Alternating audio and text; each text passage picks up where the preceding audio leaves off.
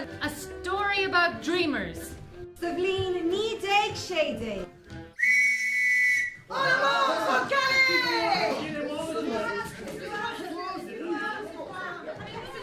He is very worried. Oh, don't worry, monsieur. Are you running from the war? No, I'm not running from anything, no.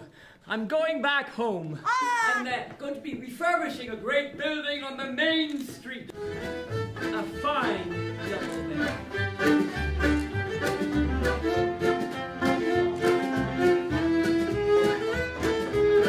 Easter Monday, 1916 will always be remembered as the day Maloney's Hotel was opened.